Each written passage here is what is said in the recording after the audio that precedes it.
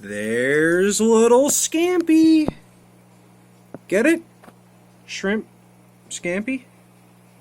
Okay, that was a really terrible pun. That's one of my cherry culls that I think that's the one that turned yellow for a little bit. Well, not a little bit, it would have been born yellow, but anywho, that's a little Scampy, and this is Papa Shrimp. Papa Shrimp is a ghost shrimp that's been with me.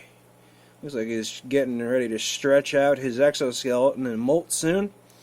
Papa Shrimp's been with me for about 2 years now. He's a ghost shrimp that I got at PetSmart a long time ago. He's just held in there. He's turning kind of yellow, but that might be because of age, because of other factors maybe, possibly diet. Anywho, that's just kind of a little prefix to what I'm going to be talking about here. So, as you guys, well, if you follow my videos, would know, I got new shrimp today, and I'm finally on the last leg of acclimating. There was 4 bags, and I drip acclimate each one of them individually. I've only got one acclimator. I know there's other little tips and tricks you could do it with an airline hose and stuff, but I prefer using my little acclimator. Makes things easy. So, let's talk about the shrimp. First off, the 2 tanks that got kiboshed. Basically, you know, their cycles got totally just destroyed. So they need to be recycled completely. There's this tank right here and that tank down there. I'm doing everything I can to get them back up and running as quickly as possible, but until then, my new little buddies will have to just make do in breeder nets now. I'm not going to just show you the outside of the breeder net. What kind of YouTuber would I be if I did that, huh? These are the neon yellows, and yes, they are still getting their color because this batch of 10-ish just got acclimated, and they're still, you know, getting used to it. It's going to take some time. And on this corner, my pumpkin shrimp. See, during the fall season, I can tell people I have pumpkin spice shrimp. Okay, another really bad joke. Okay, but, the last batch of pumpkins, because they came in bags of 6, are acclimating at the moment. And they'll be done, maybe 15-20 minutes. It's a relatively slow drip. Maybe a little faster than I'd like, but, you know, it's been a crazy day. I've been up for over 24 hours now because I'm actually a night shift guy. But I had to be awake to accept the shipment. Hi, Scampy. You gonna scamper away now? Or, you know, right as I try to get a video of you, you just decide to hide on me, huh? And of course my camera does not like focusing on anything beyond the glass. I dare you, try taking a picture of a fish or a shrimp. It is very difficult because they never stay still, and autofocus is a gosh darn burden. Scampy found some buddies. Nope, sorry Scampy, can't let you in. This is a pumpkin only club. But, anywho, so yeah, you can expect some shrimp updates as things move and progress. And hopefully I won't lose any of them. The water differences between my water and the water from Aquatic Arts is not too different. Their pH was 7.8, mine was 8.2 in this tank.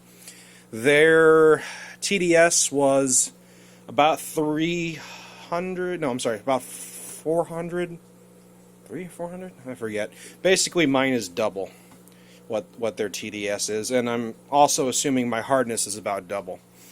So, that's why I'm trying to acclimate them slowly.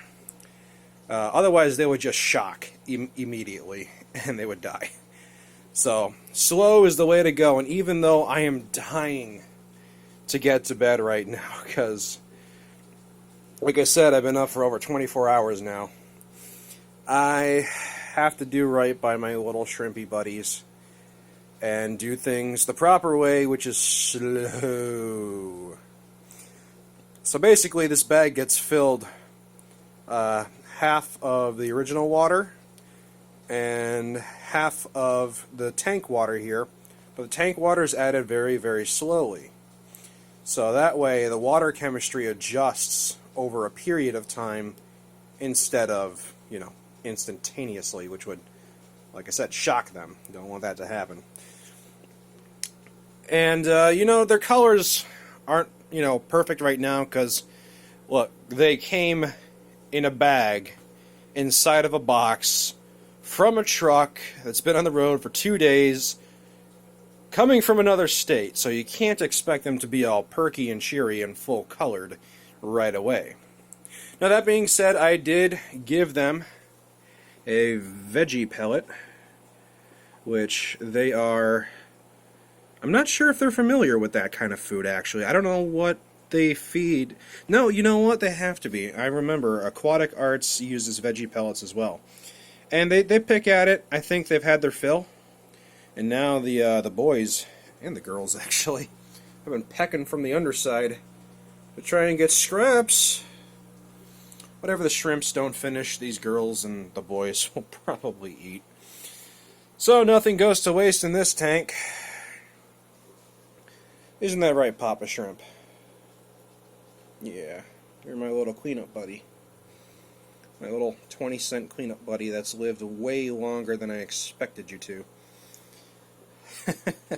His name is Papa Shrimp, by the way, because he's the father to all the ghost shrimps in my tanks.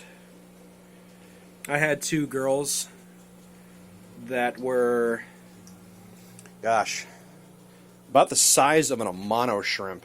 Actually, I had that particular question raised a lot of times. People come over, they look at my female ghost shrimps, and they would say, "Oh, you got Amano shrimps?" I'm like, "No, that's a ghost shrimp."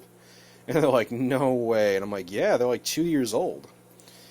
So yeah, ghost shrimp can live a long time if you give them a good environment. There may be cheap little feeders, but they've got a lot of charisma and kind of sass about them, even more so than Neos, really. I mean, if I were to rate personality out of shrimp, I would definitely say ghosts are probably the wackiest and funniest I've ever seen, because they're just so goofy. Neos, yeah, they pick and clean at stuff and they're pretty to look at, but ghost shrimp really do have like sass about them. Say what you want about shrimp, but the only other type of shrimp I've got would be Vladimir. And he is my gigantic vampire shrimp, and he is in the driftwood because Vladimir is a scaredy shrimp and won't come out unless I purposely force him to. Now, I could shake the wood and possibly coerce him out, but Vladimir is kind of a solitary soul. I made the mistake of only getting one, but, they're $18 to $20 a piece here. And at the time, I was still a relatively new aquarist. So I've had Vladimir for years now as well. And, at the time I didn't want to spend a lot of money. Actually, at the time, Vladimir was the most expensive shrimp, or actually anything in the tank at the time. But, things have changed a lot since then. At that point, I only had 1 tank. Now, yeah, I've got 2 more upstairs too, so... You know what they say, there's 2 types of MTS, Malaysian trumpet snails and multiple tank syndrome. Once you get 1 tank going, you just really want to have another and see what you can do. Yeah, and I guess I'd say I've got a little bit of both. I really wish my assassins would be quicker about what they do, but anywho, yeah, I have rambled on for long enough, so I'll be seeing you guys down the road after things get situated a little better. So, yeah, if you're here for fish stuff, yeah, keep an eye out.